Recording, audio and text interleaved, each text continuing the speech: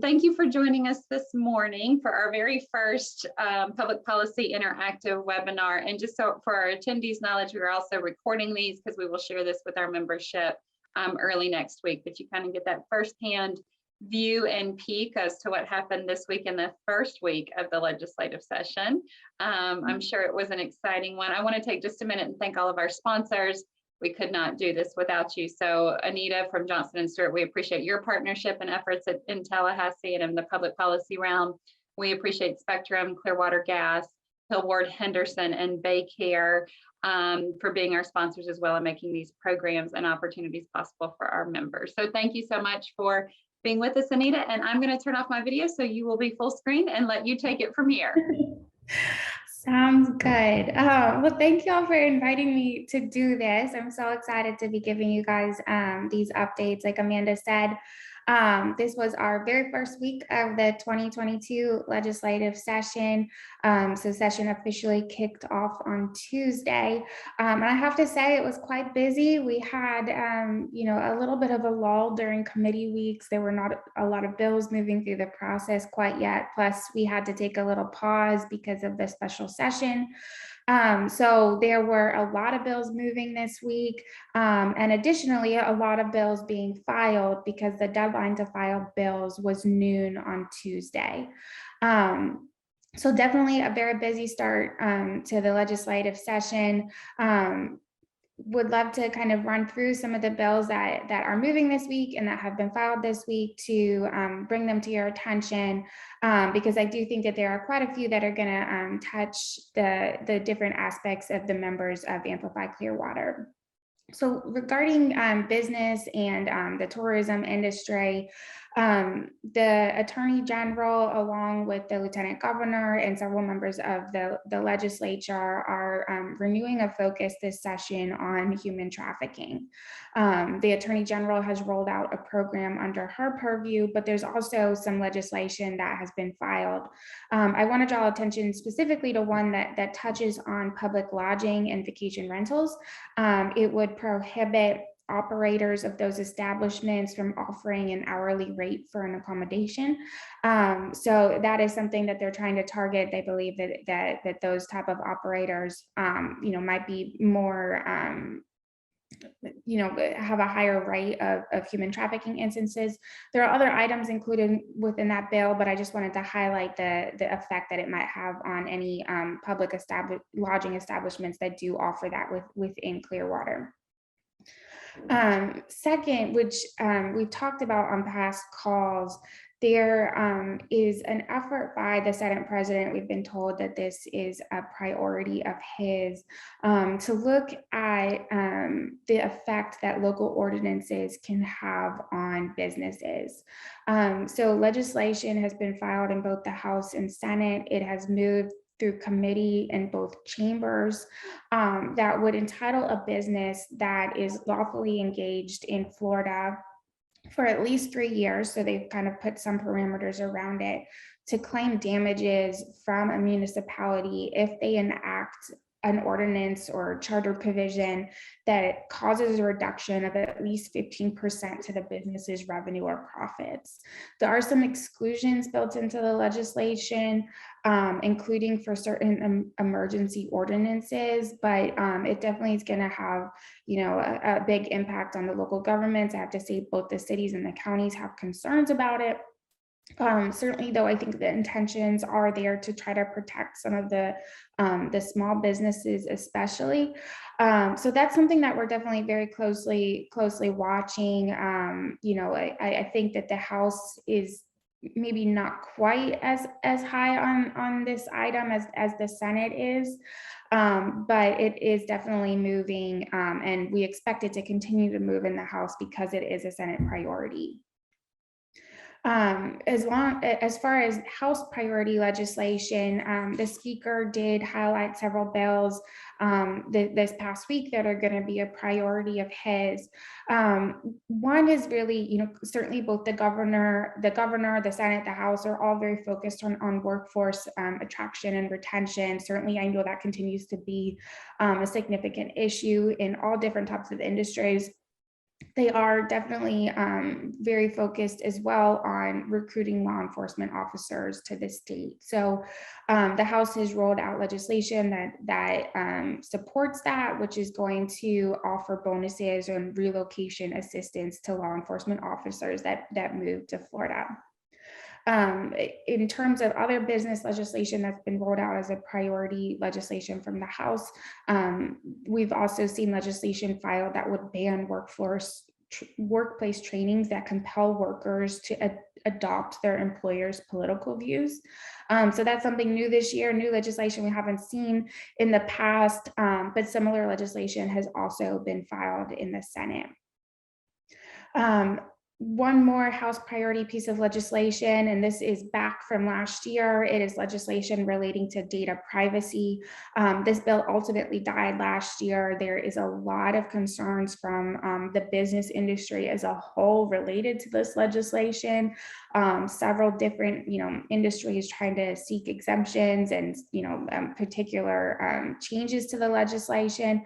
But what this legislation is really aimed at is providing consumers with more control over how their data online is shared and sold. So we're definitely watching that. The governor's office has been engaged in that. The Senate has been engaged. I know that they spent a lot of time over the summer working on that legislation, but we're definitely watching that and making sure to stay in contact with the Florida Chamber, with AIF, all of whom are very, very engaged on that legislation. Another item that is back this year that was a priority of the Senate from last year is legislation to repeal PIP within motor vehicle insurance. I know that that has been an issue of concern for Amplify Clearwater in particular, especially because of the impact that lawsuits within the PIP program can have on businesses that operate fleets and other types of motor vehicles. That bill passed last year, but then was ultimately vetoed by the governor because of concerns as to how the PIP repeal could impact rates for consumers. He would like to see more tort reform included within that legislation.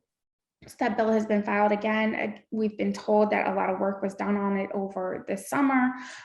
So we'll see what ultimately happens. I think that the Senate has kind of lowered it as a priority a little bit, but I do think that they will still be trying to work to try to find some type of a compromise between both chambers and the governor's office.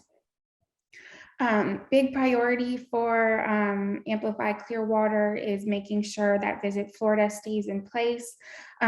Representative Cheney and Senator Hooper, so both of our delegation members, have filed legislation that would extend the repeal date of Visit Florida. Currently, it is scheduled to be repealed in 2023. I think many of you might remember that just a few years ago, we were successful in having legislation passed that extended the date out 3 years. So that deadline is now quickly approaching. So Senator Hooper's bill has already passed through its first committee. His bill would extend the repeal date out to 2031.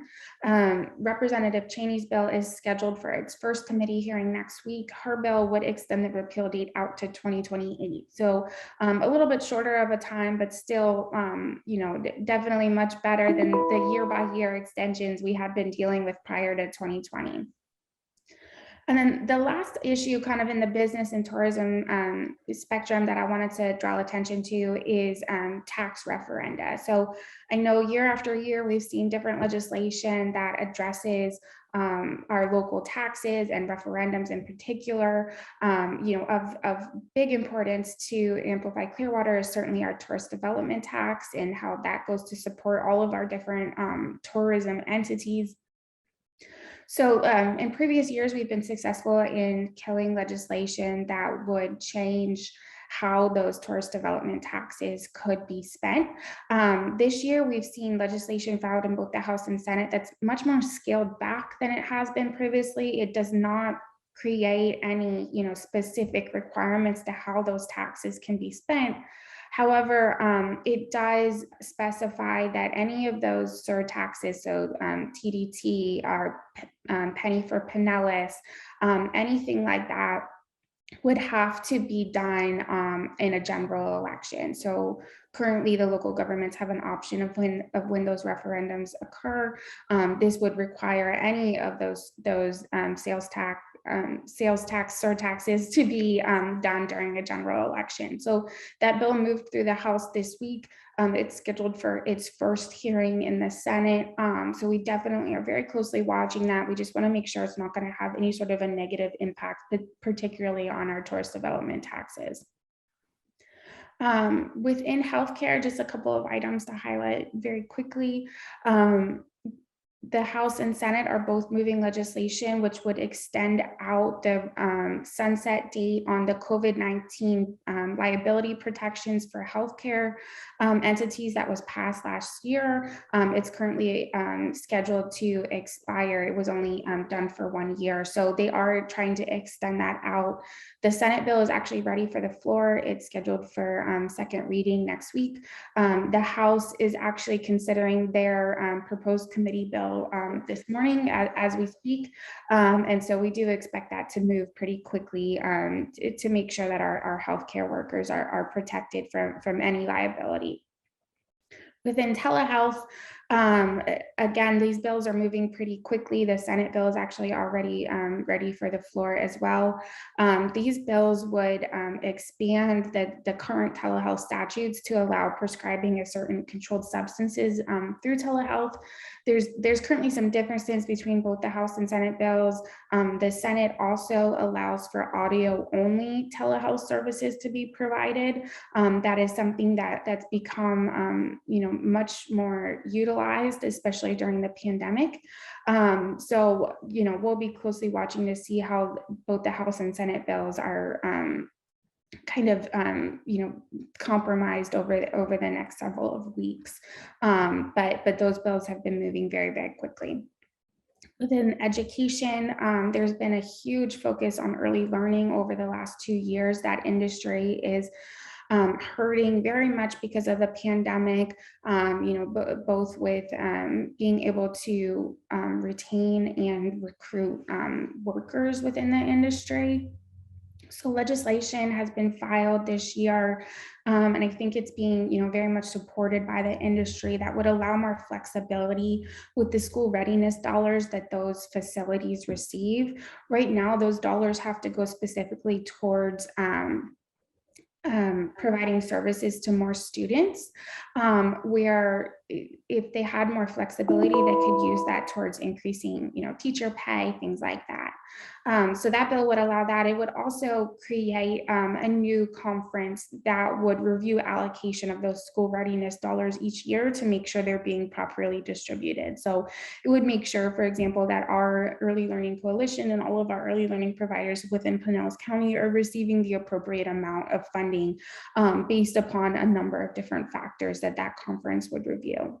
And the last thing within the environmental area, certainly flooding is continuing to be a significant concern for the state, as well as property insurance rates associated with that. So there have been a number of different legislations filed, but specifically Senator Broder has actually filed legislation that would create a statewide office of resiliency, along with a chief resiliency officer that would specifically be focused on looking at policy to address those flooding concerns. So we'll be continuing to kind of watch and see what legislation related to flooding and beach renourishment is moving, but we do expect that to continue to be a focus of both the House and Senate. They certainly passed a lot of legislation on those issues last year, but think that it will continue to be a very big focus, especially with our current speaker being from Pinellas County.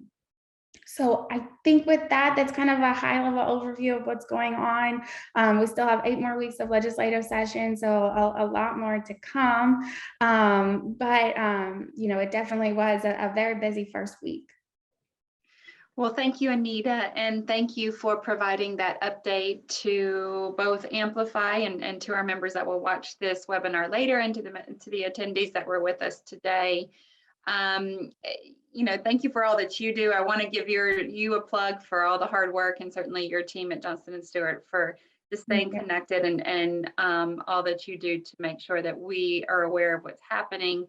I also want to make sure that our audience knows that we will be coming to Tallahassee at the end of the month. So we have meetings scheduled on the 1st with leadership, and then a reception the evening of the 1st, where we've invited members of both our delegation and then across both bodies to attend. So if any of you would like to come, would love to have you.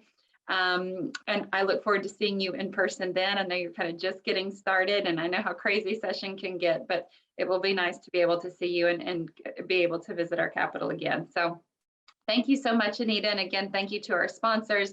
Do we have any questions before we wrap up from attendees that might have any questions for Anita? If so, feel free to use the chat or the Q&A function.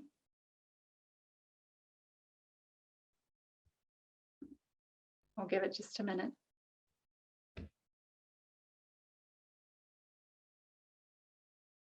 Anita, are you excited to be back in Tallahassee?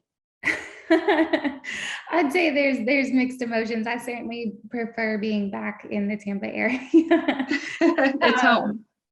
It's home, yes. But, certainly the legislative session is always an exciting time. And it's nice to have people back in town. We're looking forward to having you all up. It's nice to be back in the Capitol. And certainly I think each week that passes, the Capitol is getting more and more crowded. When we first started committee weeks, there was almost no one there. But I think people are definitely starting to get, back to in person. And so that's really nice to see. It's hard to get back into the swing of it, I feel like, and we kind of get in the swing, and then there's, a reason to kind of pull back a little bit, and then we get back in the swing. So I think we're, ebbing and flowing here as we go, but it is nice to be able to make that visit and to be able to visit in person at the Capitol and with our legislators again. So looking forward to that. We did have a question from Bob Lasher. He says, is there any movement to allow for remote meetings for entities such as TBARDA and CAPI? So I believe legislation's been filed in both chambers to allow for some more flexibility in that. Off the top of my head, I don't know that legislation has moved quite yet, but certainly we'll be keeping an eye on that, because I know that that's important, especially with the pandemic and making sure that those entities have that type of flexibility. Awesome. Well, thank you. And I know you are always on top of it. I know with all the legislation, it never ceases to amaze me how well you stay on top of it. Oh, Committee to Advocate for Persons with Impairments. Thanks, Bob. I was not sure what that acronym stood for, so thank you for clarifying there. Well, thank you so much again for joining us. And again, thank you to our sponsors, both our partnership with Anita and Johnson & Stewart and Spectrum, Morton Plant, Clearwater Gas, Duke Energy, and Hillward Henderson for helping us make this possible. So Anita, thank you. We'll see you next Friday. Have a restful weekend and get ready for a second busy week at the Capitol. Thank you. You too. And I look forward to hopefully seeing Christina up next week for Tourism Day. So. That's right. She'll be coming up for that. That's great. Yes, yes. Exciting times. Definitely. Well, thank you so much. Thanks, Anita. Good to see you. Have a wonderful Friday.